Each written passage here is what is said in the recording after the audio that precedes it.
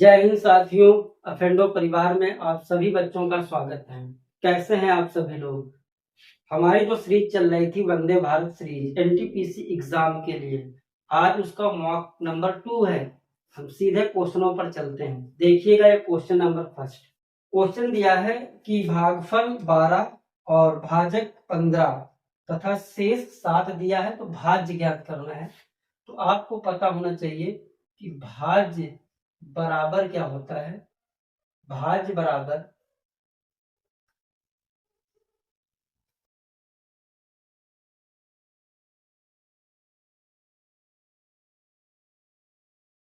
देखिएगा question number first. भाज्य बराबर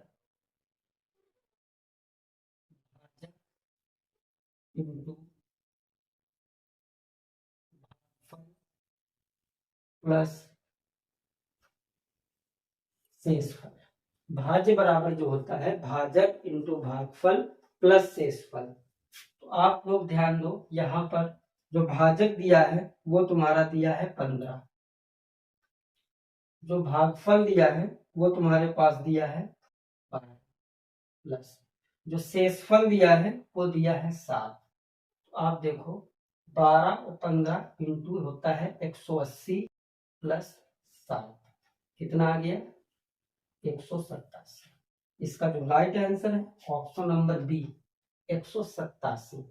दूसरा क्वेश्चन। क्वेश्चन कह रहा है कि एक गांव की जनसंख्या 1,40,000 थी। पहले वर्ष में यह 5% बढ़ी। अगर हम पहले वर्ष की बात करें तो ये 5% बढ़ी और दूसरे वर्ष में 20% बढ़ी। तो 2 वर्ष बाद इसकी जनसंख्या क्या होगी? ध्यान दो, पहले वर्ष में 5% बढ़ी, तो 5% की भाई फ्रैक्शन वैल्यू कितनी होती है? 5 अपॉन कितना हो जाएगा? ये कितना हो जाएगा 1/20। अगर हम पहले साल की बात करें यानी कि 20 से वैल्यू कितनी हो रही है 21। क्यों? क्योंकि वैल्यू बढ़ रही है, तो 20 से वैल्यू कितनी हो जाएगी 21। दूसरे वर्ष में 20% बढ़ी है, तो 20% की अगर हम बात करें 20/100, यहाँ पे जो वैल्यू आएगी 1/5। दूसरे साल जो वैल्यू होगी वो 5 से कितनी हो जाएगी 6। ये तुम्हारे पहले साल की वैल्यू है और ये तुम्हारे बाद की वैल्यू है। आप ध्यान दो, अगर हम पहले साल की बात करें तो पहले साल में वैल्यू तुम्हारी हो गई है 100 और यहाँ पे 6 126।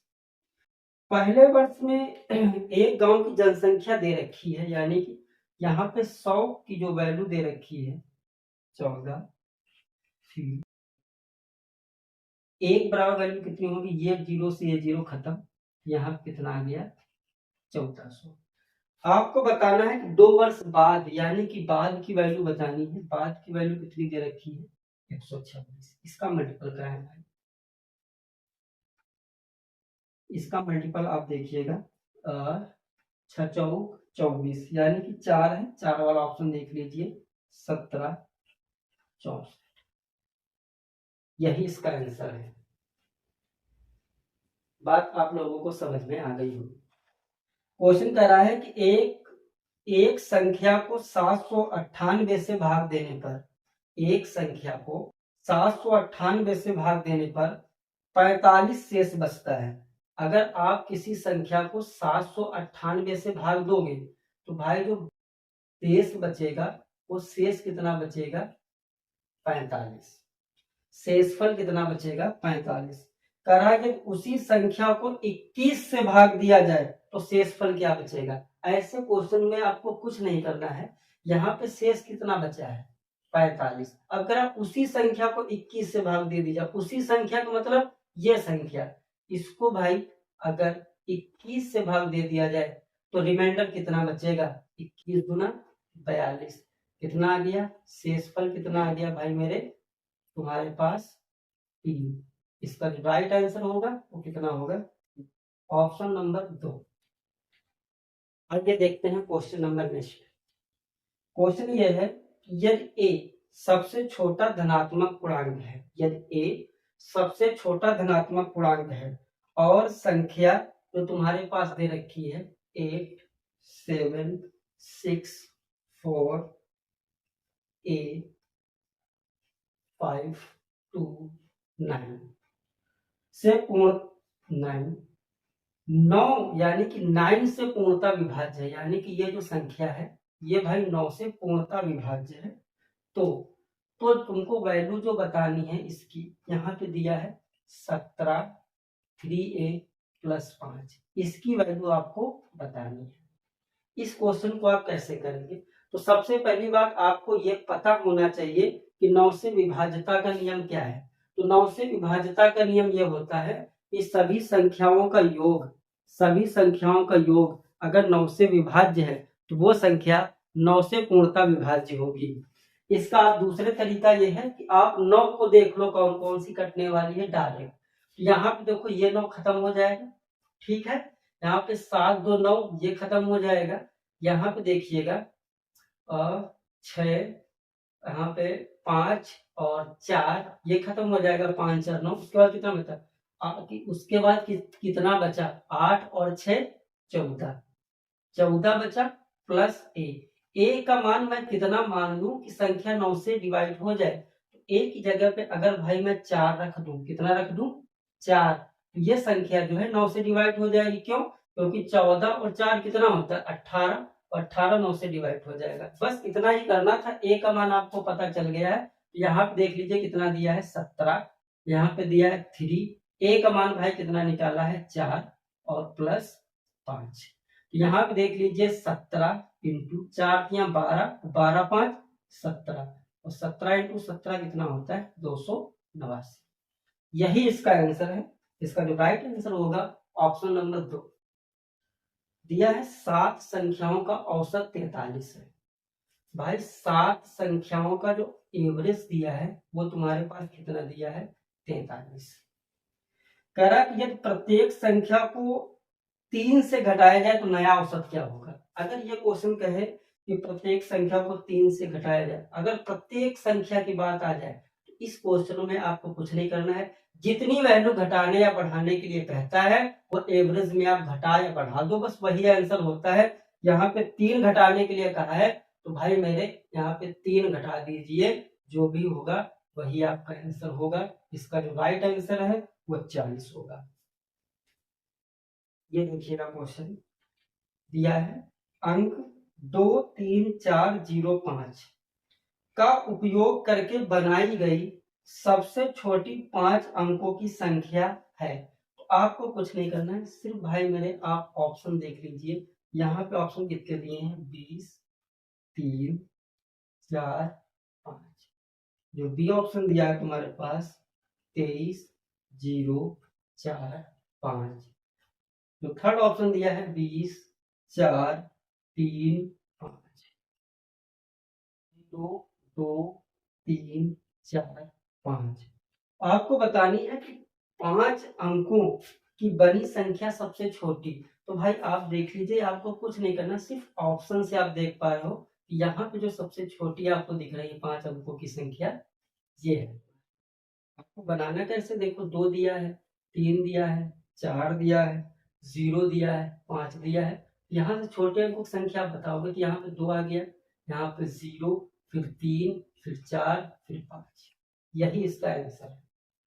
ऐसे क्वेश्चनों को आप ऑप्शन से कर सकते हैं। ये देखिए बेहतरीन सा क्वेश्चन, रेलवे का फेवरेट क्वेश्चन है ये तुम्हारा। क्वेश्चन कह रहा है कि यदि माध्य 25 है, यदि माध्य 25 है, मानक विचलन 5 दिया है, तो विचरण गुणांक क्या होगा? तो विचरण गुणांक आपको पता होना चाहिए कि इसको आप याद रखेंगे, विचरण गुणांक बराबर इसका जो फार्मूला होता है मानक विचलन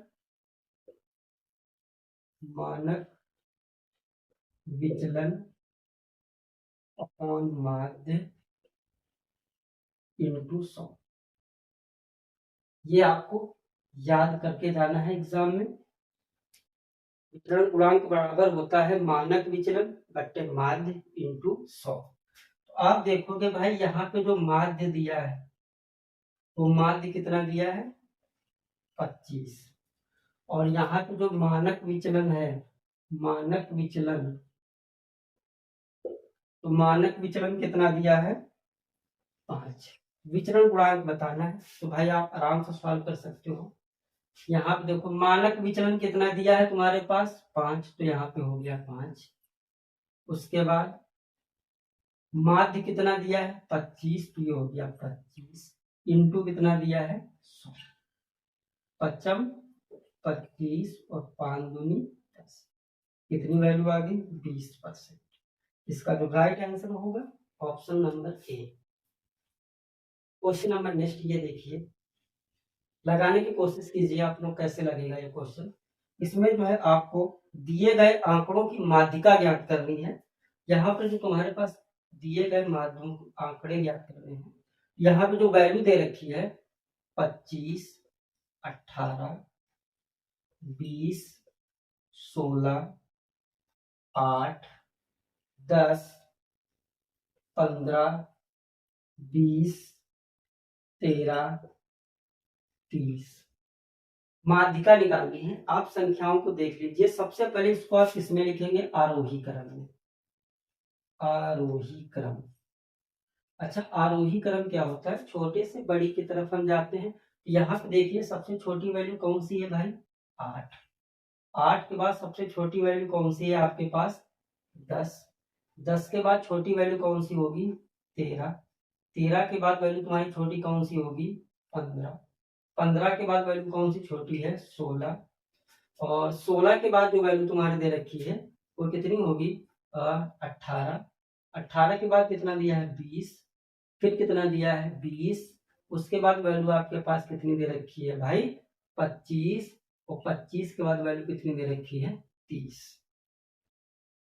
आप वैल्यू को देखिए, माध्यिका निकालने का फार्मूला होता है, आप बीच की वैल्यू देख लीजिए। यहाँ पे देखिए कितना दिया 1 2 3 4 5 6 7 8 9 10। तो यहाँ पर ये 4 तुम्हारे बाहर और ये 4 तुम्हारे बाहर, मुझे बीच की वैल्यू देखनी। आप उठा लो 16 प्लस 18 बट्टे 8 6 14 के 4 2 और कितना हो जाएगा 3 बट्टे 2, कितना आ जाएगा 70। इसका जो राइट ऑप्शन होगा ऑप्शन नंबर बी। आपको देखिए कैसे करना है क्वेश्चन। माध्यिका निकालने के लिए आप कभी भी कुछ कहे तो आप बीच की वैल्यू देखिएगा। आप यहाँ पे देख पा रहे हो कि जैसे कि यहाँ पे 10 वैल्यू दे रखी है, तो 4 इधर हो गई 4 इधर हो गई, बीच में कितनी बची 2। दोनों को जोड़ करके 2 से भाग दे दो, वही आपका आंसर। ये क्वेश्चन देखिएगा 2021 में आया हुआ क्वेश्चन है। कह रहा है कि यदि निम्नलिखित आंकड़ों का माध्य 11 हो तो के का मान बताना है। तो माध्य बराबर क्या होता है आपको पता होना चाहिए। माध्य बराबर होता है कुल पदों का योग, कुल पदों का योग बट्टे कुल संख्या, बट्टे कुल संख्या। आराम से चीजों को समझिए। ये सारे के सारे क्वेश्चन जो हैं बहुत ही इंपॉर्टेंट है, आप इनको बहुत ही अच्छे तरीके से पढ़ें। अगर चीजें एक बार नहीं समझ में आती हैं तो वीडियो को 2-3 बार आप देख से आपको समझ में आएगा। यहाँ पे देखिएगा कुल पदों का योग, भाई माध्य कितना दिया है तुम्हारे पास 11, कुल पदों का योग दिया है 11, 20, 5, 10, 13, 12, 8, 15, 14। कुल पदों का योग बट्टे कुल संख्या 1 2 3 4 5 6 7 8 9 10।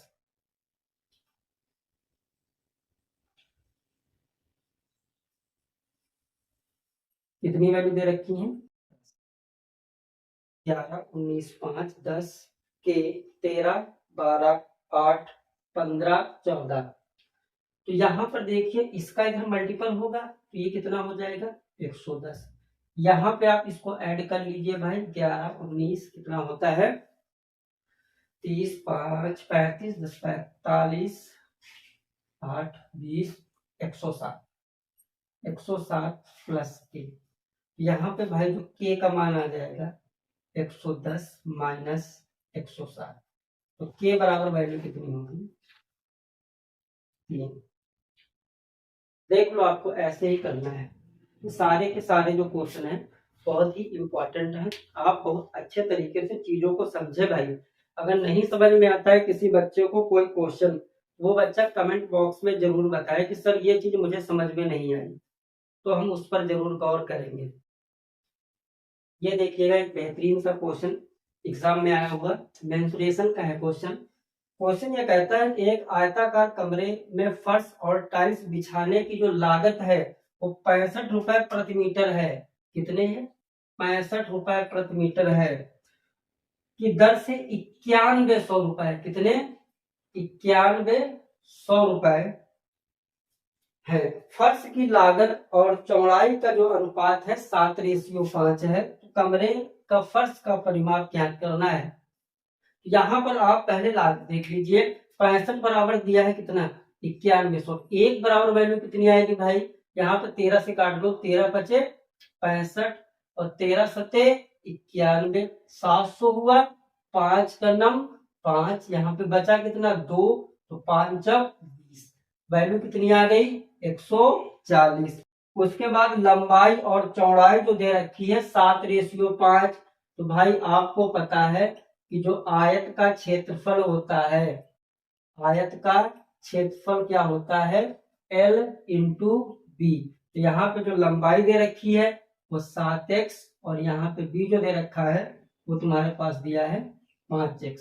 यहाँ पे अगर हम देखेंगे 7 पना 35 x स्क्वायर, क्षेत्रफल दिया तो तुमने जो निकाला है 140, तो x स्क्वायर बराबर वैल्यू कितनी आ जाएगी 140 बटे 35, तो x स्क्वायर बराबर 35 चाकू कितना होता है 5 चौक 20, 4 तिया 12, तो 14 4। यहाँ पे आपको पता है स्क्वायर हटेगा तो रूट चढ़ेगा, x का मान भाई कितना आ जाएगा 2। यहाँ तक आपको बात समझ में आई होगी। x का मान कितना आ गया तुम्हारे पास 2। जब तुम्हारे पास x का मान 2 आ गया है, उसके बाद की जो वैल्यू कहता है तुम्हारे पास, कह रहा है कि कमरे का परिमाप। तो अगर हम आयत के परिमाप की बात करें, अगर हम बात करें आयत का परिमाप, तो परिमाप क्या होता है 2 ब्रैकेट में L प्लस बी। यहाँ पे दिया है 2, L का मान भाई कितना माना था तुमने 7x और b कितना दिया है 5x। तो आप ध्यान दो 2x का मान कितना दिया है 2, 7 और x की जगह पे अगर हम 2 रखेंगे तो ये कितना हो जाएगा 14, यहाँ पे 2 रखेंगे कितना हो जाएगा 10। यहाँ पे दिया है 2 इंटू 14 और 10 कितना होता है 24, और 24 गुना 48, यही इसका राइट आंसर है। बहुत बेहतरीन क्वेश्चन था, आप आराम से समझ के क्वेश्चन लगाइए।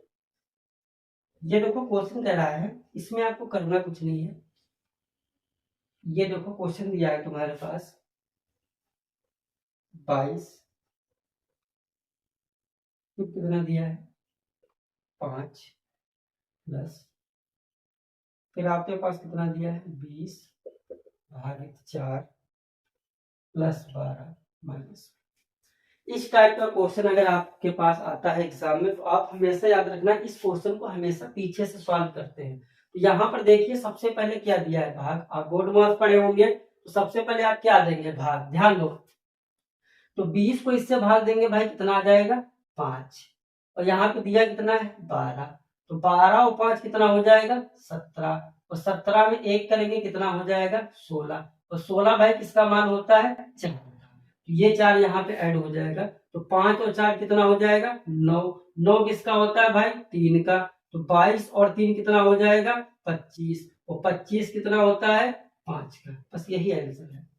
ऐसे क्वेश्चनों को आप विद इन सेकेंडों में कर सकते हैं। आप एक बार फिर समझ लीजिए, इसको जो है हमने 4 से दिया तो 5 आया, 12 5 17, तो 17 में 1 घटाया कितना हो गया 16, 16 किसका होता है 4 का, 4 इसमें ऐड किया प्लस दिया तो 5 4 हो गया 9, 9 किसका होता है 3 का, यहाँ पे दिया है 22, और 22 3 कितना होता है 25, 25 किसका होता है 5 का। यही करना था आपको। ये देखिएगा एक बेहतरीन सा क्वेश्चन, क्वेश्चन कह रहा है आपसे कि एक भाग के प्रश्न में भाजक भागफल का 6 गुना है, यानी कि भाजक जो है भाई वो भागफल का कितने गुना है? 6 गुना। भाजक जो है वो भागफल का कितने गुना है? 6 गुना। कितने गुना है? 6 गुना। आप ध्यान दो। उसके बाद कह रहा है और शेष फल का 5 गुना है। भाई शेष फल का जो भाजक है भाई वो कितने गुना है? वो 5 गुना है। यहां तक बात आपको समझ में आई होगी। क्वेश्चन इतना कह रहा है कि जो भाजक है वो भागफल का 6 गुना है और शेष फल का 5 गुना है। तो बस आपको यहाँ पे ये देखना है कि शेषफल दिया कितना है। तो आपने देखा कि जो शेषफल दिया है वो दिया है 12।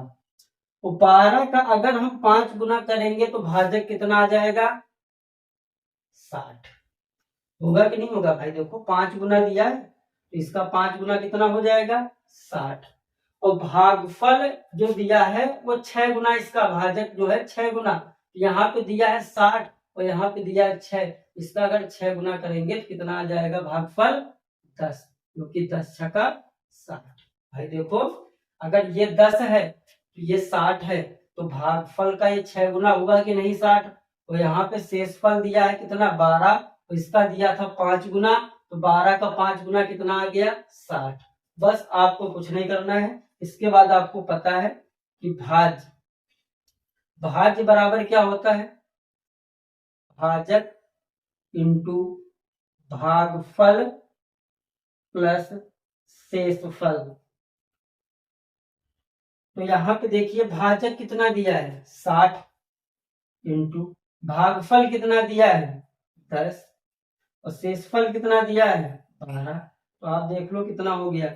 600 प्लस 12 बराबर कितना हो गया? 612। यही इसका राइट आंसर है। बहुत ही अच्छा क्वेश्चन है, पेपर में आने के बढ़िया चांसेस हैं। आप आराम से समझे चीजों को। ये देखिएगा एक और क्वेश्चन, सेम क्वेश्चन है, ये तो इसी पर लगेगा। क्वेश्चन दिया है कि भाग के एक प्रश्न में भाजक भागफल का 4 गुना है। भाजक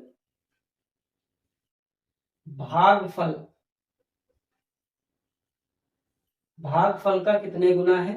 4 गुना। ओके, भागफल का कितने गुना है? 4 गुना। और शेषफल का 3 गुना है। ये तुम्हारा शेषफल है और शेषफल का कितने गुना दिया है? 3 गुना। सेम क्वेश्चन था। तो यहाँ पे शेषफल आप देख लीजिए, शेषफल भाई कितना दिया है? 20। अगर शेषफल 20 दिया है तो इसका 3 गुना भाजक कितना हो जाएगा? 60।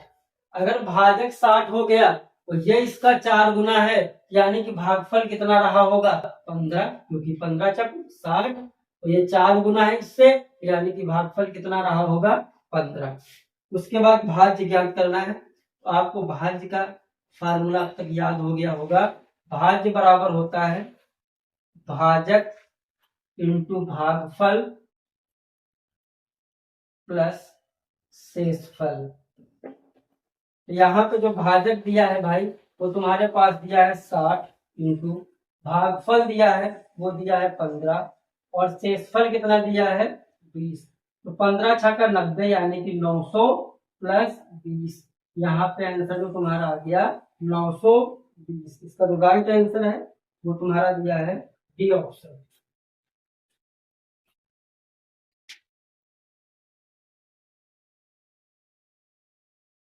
कैसे लगी आपको क्लास? ये सारे के सारे जो क्वेश्चन आज मैंने कराए हैं ये बहुत ही अच्छे क्वेश्चन है। पेपर में कई बार इन क्वेश्चनों को रिपीट करता है एग्जामिनर, तो आप इन क्वेश्चनों को बहुत अच्छी तरीके से प्रैक्टिस करें। अगर किसी बच्चे को किसी भी प्रकार की कोई समस्या है, नई चीजें समझ में आती हैं, तो वो कमेंट बॉक्स में जरूर बताएं।